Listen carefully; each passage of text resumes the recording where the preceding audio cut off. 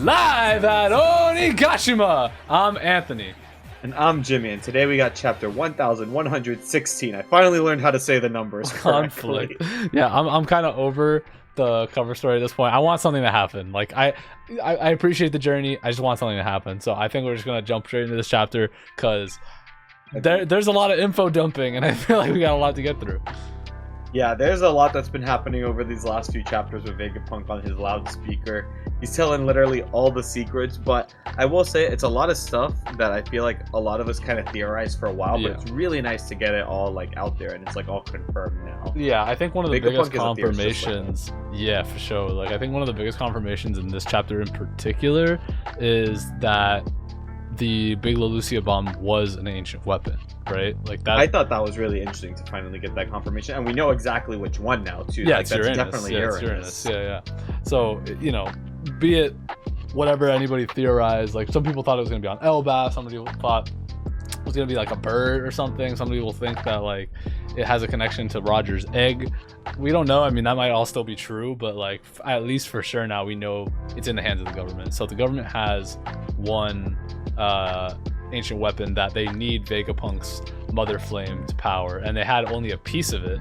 And that's which one was thing I stolen. thought was really interesting. The fact that you can split up this Mother Flame. It was kind of something I mentioned before, where I wonder like how much we can split this Mother Flame and it still be usable. Because theoretically, if it's infinite, if it's like infinite power source, that means you should be able to split it kind of infinitely also. But I guess it's not necessarily like that, or Vegapunk would have done that already. Yeah. Like I think it means infinite more in the sense of like if that one main source is being used, that one can power a thing like forever.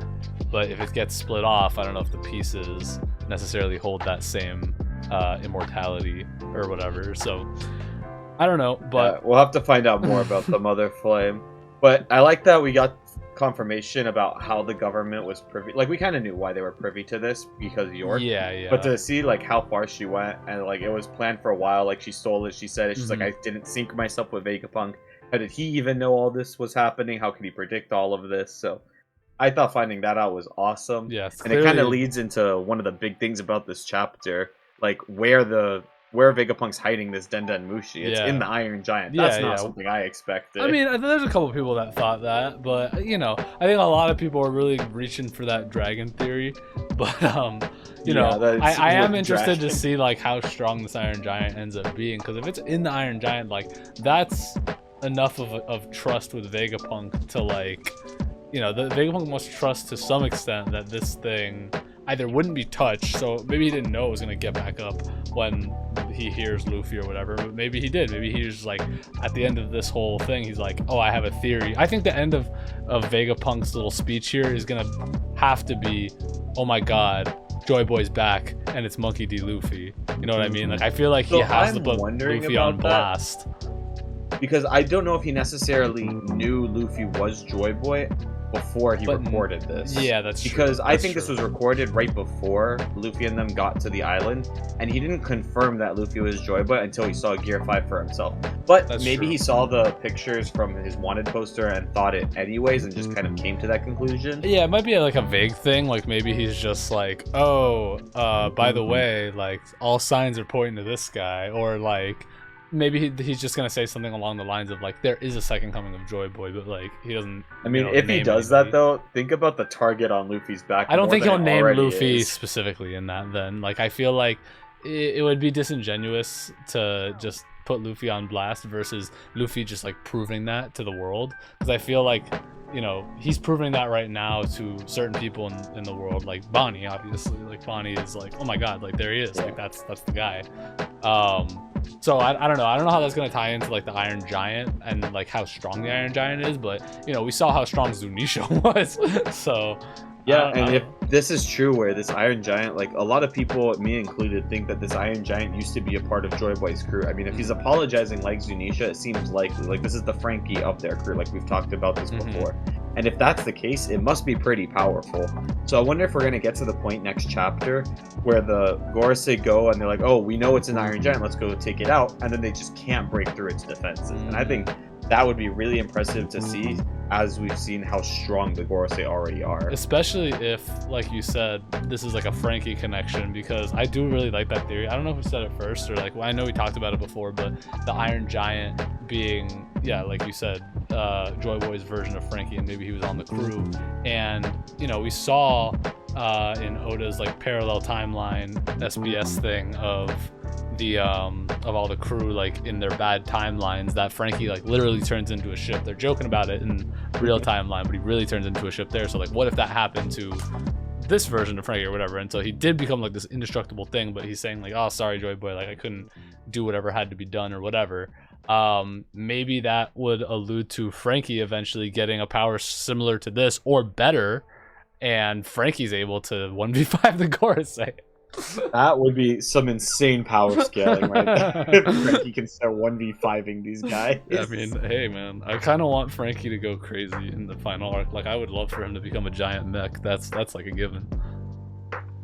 But and one of the other things in this chapter that I thought was really interesting, to just move away from power scaling a little bit, some of the reactions I thought like they kind of threw me off, like the Sakazuki one.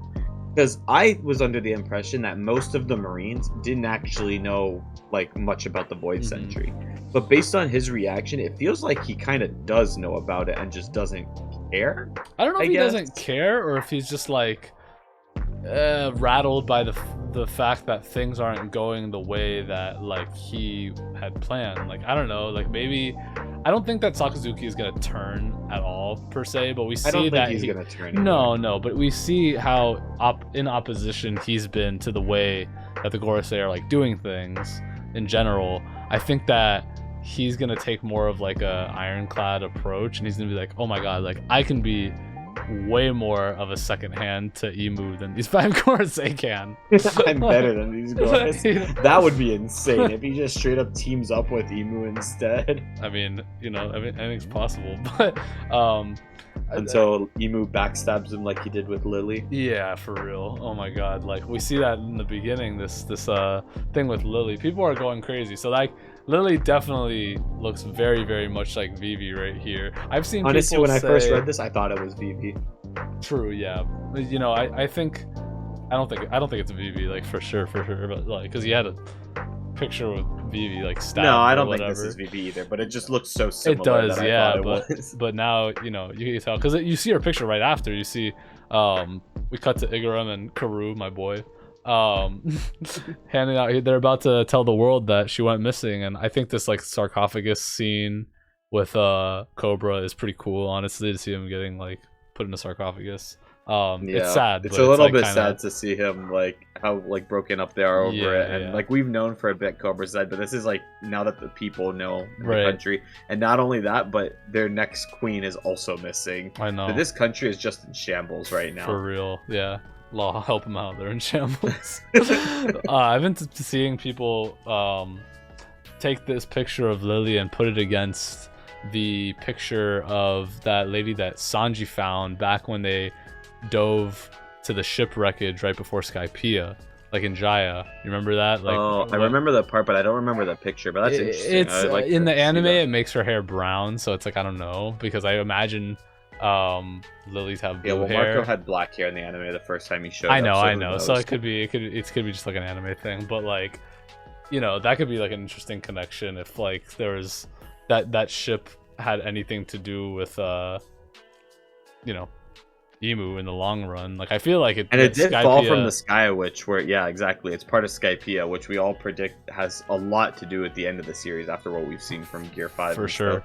One thing I wanna talk about is I want to get into Vegapunk's message a little bit here, because he did say some wild things. He told the world about Leloucia, and everybody's like, it seems like some people didn't even know that that happened to Leloucia, which I guess that, you know, is kind of Emu's intention. It never existed or whatever. And that was the thing I was wondering about for a while too, is like we saw what was his name, King Ibelio or King Elizabeth or something. Elizabeth. He was like, what, Leloucia's gone? What are you talking about? Like, go confirm it. Like, I would have thought that could have gotten out way faster, but it just goes to show how little information travels in the One Piece world. For sure, yeah. And it makes sense why Vegapunk had to confirm that, oh, like there were earthquakes, that was because of this thing, and they're like, oh my god, there was earthquakes. So that was just like his way of confirming things to the people, so people are more believable now. I like seeing Momonosuke here. I thought that was funny. He's like, oh my god, Pluton, we have that. Wait, they have an ancient weapon? I have an ancient weapon. And they're like, shut up. Kiddo's like, you can't say that, dude. And Tomo's just there like, huh, what are you talking about? Which, you know, that I think we knew this before, that he was gonna reveal his identity, but does that mean that Momonosuke and Sakazuki, they all, or not Sakazuki, his grandfather, they know he's alive, right? Yeah, they said it at the end of Wano. They walked up to each other. Okay. So, I mean, I think this is gonna lead into, this is kind of what I think about the cover story, actually, is where it's gonna lead to. I mean, I think for now we're just kind of getting Yamato's journey, but I think it might lead into her maybe discovering where Pluton is. She's really sick. Going all over Wano. That's sick. I would love that. I mean, it would be something. I mean, these last 6, it's like she's just like walking around. And that's usually how most cover stories start. Yeah. It starts out a little bit slower, and then we get some bigger reveals at the end. For sure.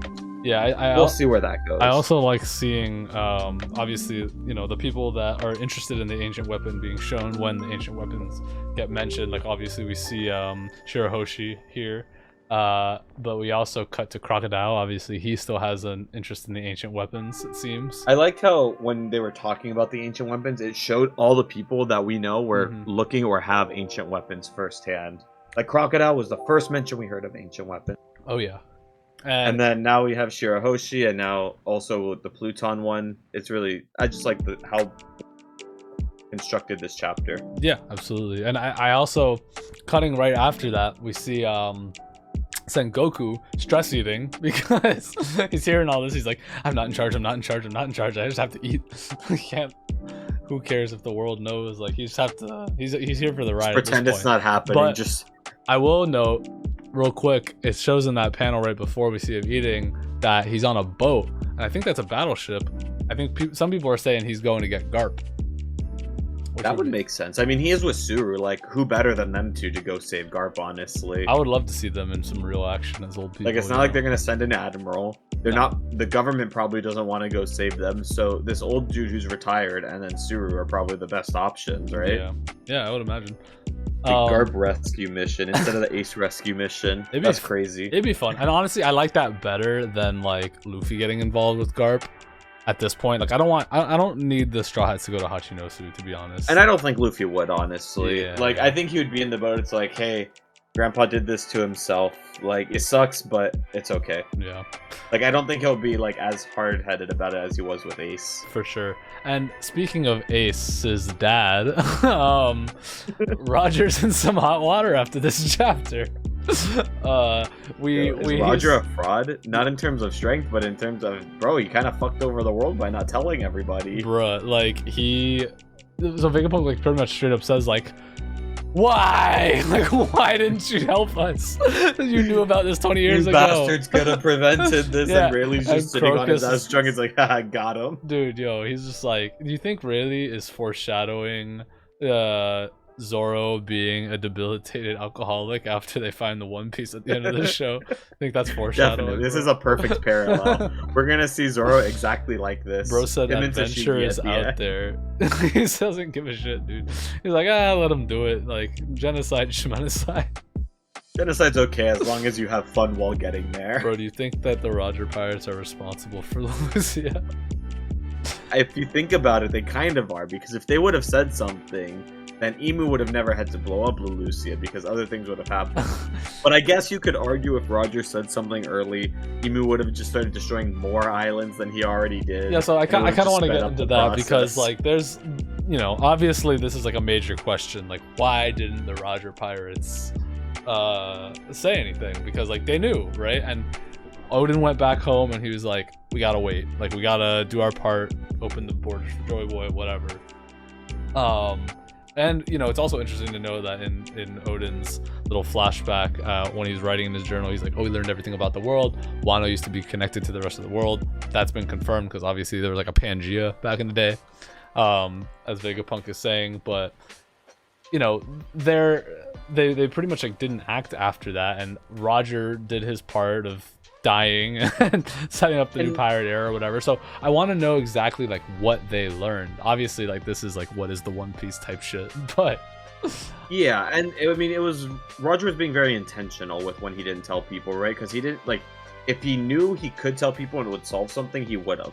But he purposely gave himself in instead of dying so he could inspire people to go find it. So like you said, there's a time frame that they know they have to fall between. It's the reason why Rayleigh made Luffy go on that 2-year time skip so we can get to the exact time of when he needed to line up. But I'm just still wondering what that event is.